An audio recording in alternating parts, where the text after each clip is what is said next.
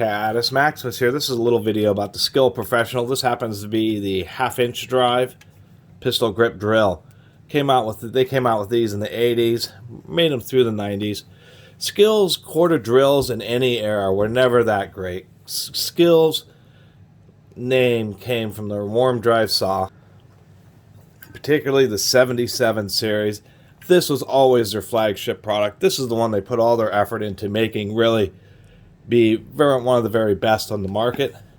Unfortunately, in my experience, none of Skil's other power tools were ever quite as good as their worm drive saws. And that's what always kind of annoyed me about Skil, was that they just put all their resources into those worm drive saws, and all their other tools compared, regardless of class, there's always somebody who had one that was quite a bit better for near the same price or a little bit more money, whether it's jigsaws, drills, or what have you. None of Skil's quarter drills, even ones in the 50s or 60s, are never as good as the Porter cables and the Milwaukees, the Rockwells.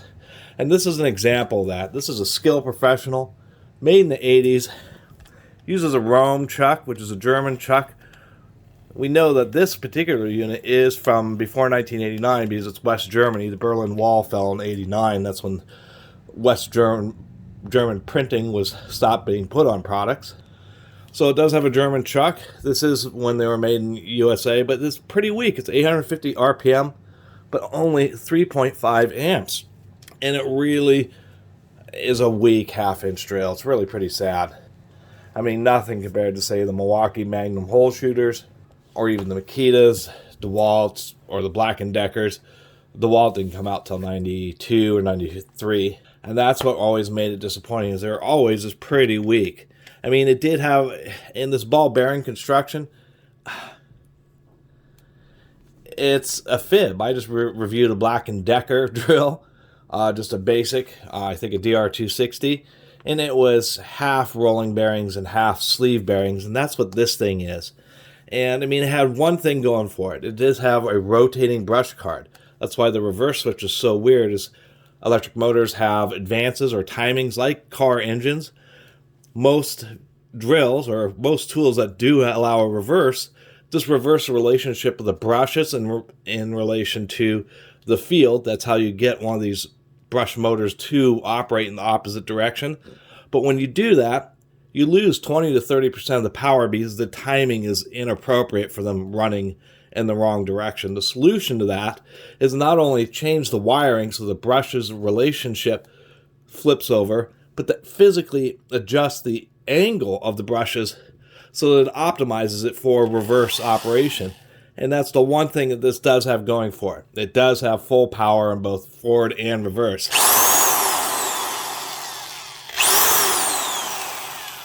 Other than that, it's a half-inch drill with a plastic. It has a metal diaphragm, but it has a plastic front end. Just a little nut put into the plastic case so this thing would stretch and deform and get all funky on you. The weak motor. So anyway, this has a ball bearing on both sides of the motor and a ball bearing up front so that the truck doesn't move in and out. It's pretty, it holds up reasonably well. It's only like semi-professional compared to like the Milwaukees, which were fully professional. Sleeve bearing on the back of the motors, or the output spindle. Sleeve bearings on both sides of the idler gear. This is a double reduction. We know that because when we turn the chuck, the motor moves in the same direction, so that means that there's one idler gear. And heck, for 850 RPM, I mean, modern drills, the modern, Milwaukees and DeWalt's are like 7 or 8 amps. They're way more powerful than this. It does have a pretty smooth variable speed, or pretty linear.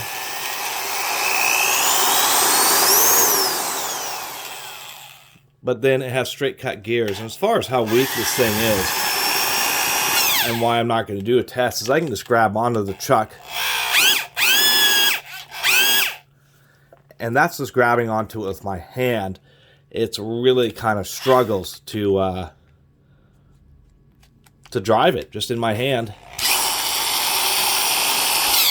I mean, this is more like an overblown consumer grade drill, and that was what was just always so disappointing about these Skils, is they were Skil Professional, but this is not. This word professional on a Skil When it's not the warm drive saw, like on a drill like this, does not mean the same thing as the word professional, say on a Black & Decker professional tool. A Black & Decker professional tool are really good, and that's why I have in the title semi-professional. So anyway, we'll pop this open. I'll show you what I'm talking about. And not having a Rome chuck isn't the problem. The problem with this chuck part, starting off there, is that it isn't full billet. It's a steel ring, which is what's engaging the teeth, and then it has a sheet metal housing that's pressed onto that, and that's much cheaper and really is pretty unfortunate. I did unplug it here. We'll take a look. You know, in the 80s, at least they were modern enough to use Torx screws. Take a look inside the back side of this. It does have a separate cord pinch, so at least it's modern enough to replace the cord pretty easily, not an integrated overmold. One of the things we can show that evidence is how cheesy, even though it is a decent CPAC switch made in Holland, 4 amps, and it has a 3.5 amp motor, so the switch is barely overrated. And motors have a big time surge power and surge current, so the better quality tool, like in that Porter cable I recently took apart, it was a 7 amp motor with a 10 amp switch. This is an issue with these, is the fact that particularly the variable speed portion would fail, and so it would only work as an on and off because it just was too light duty of a switch, and it really was just annoying. Here's that whole situation here with the brushes. You can see how the brushes are in this card. So when you reverse it, it changes these contacts, as well as changes the position of the brushes themselves. They do have little copper wires going to them to help a little bit with power delivery, and a nice little routing of the wires with these little clips here. Anyway, let's take a look at the gears. I should mention, in all power tools, and particularly drills that have plastic bodies, inevitably over use time, thermal expansion, contraction, the screws get loose. And so you periodically want to check the screws. Around the back handle, it's not such an issue, but around the gearbox where you're putting torque and stress on it, always want to periodically check the tightness of the screws. Inevitably, every drill, including this one, when I find them, they are just a little bit loose. They're not like falling out, but you can tighten them down just a little bit. Usually it's just a fraction of a turn, but it's something to watch out for, and I always want to mention that. So there's our front bearings. So 2 ball bearings on there. And we can see right in the back sleeve bearings. So they do this whole ball bearing construction, but it's not 100%. You know, it's like, come on, guys, don't be so lame. It is a decently made gearbox. There we go. We can pry this out of here. Oh, come on. Don't be a pill. Now we can get this out of here. Well, hopefully I don't tear this stupid gasket. There we go. It does have a gasket to help reduce grease from leaking out. Once again, we only have sleeve bearings here. And interestingly enough, they have like a shim washer, but it's not a thrust washer because, of course, the motor is a straight cut gear teeth here. Simple little, there's our idler gear, and then our primary output. Not a lot else to say here, but once again, that's a little bit cheesy. Not even helical cut on the motor. That's one of the reasons why it has so much gear noise, is particularly emanating from the higher speed first reduction stage from the motor to this idler gear. Many drills will do just helical there, and then on the subsequent stages, it will be straight cut because you do save a little bit of money, and when the gears are spinning more slowly, you get a lot less noise.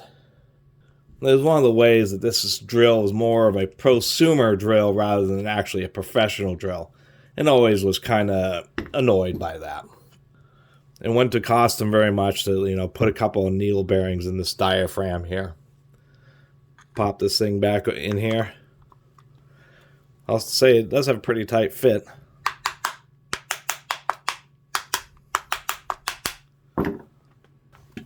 So anyway, that's my video about this. Oh, I forgot to show the little nut that was there, but that's all it is. It's a little 1/4" 20 nut. It's probably the weakest side handle you ever seen on a half-inch drill. This thing could have been so much better if it had a 5-amp motor, full ball needle bearing construction, a more heavy-duty trigger switch, and a better chuck. People would have been better off. Instead, Skil did not sell very many of these. As a matter of fact, I had a 3/8 one many years ago, probably 10 years ago. Ended up, I think, giving it to a friend or something, and I haven't seen another one until I ran into this half-inch version. And Skil just didn't sell very many of them. They just weren't very competitive in the 80s and 90s. And looking back at them, they still weren't very competitive. And so that's kind of the purpose of this video. Document another power tool here, and let people know if you ever run into one of these Skils that they're not worth much money. These are a $10 or $20 item. Really, it's like a $5 or a $10 item is all I spend. If somebody was asking, if you see one of these on Craigslist, eBay, and they want 30, 40 bucks, just no way. There's a ton of other options that are way better than this generation of Skil professional, or pretty much any of Skil's quarter drills. I mean, Skil's quarter drills never were great. I have a Skil 3/4 inch drill. I think I did a review on it. And it is, crap compared to the Milwaukee's and Black & Deckers of the similar era. So anyway, really appreciate everybody who's been watching my channel and subscribing and commenting, and all the long time commenters and subscribers, as well as the new ones. I do read a lot of the comments, even though I'm terrible at responding to them. Whenever I have a giveaway, it's not going to be a general giveaway. It's going to be a giveaway to specific commenters who have really supported my channel for a long time. I know exactly who they are because I do read pretty much all the comments. Anyway, if you haven't subscribed, please do. Till next time, Catus Maximus out.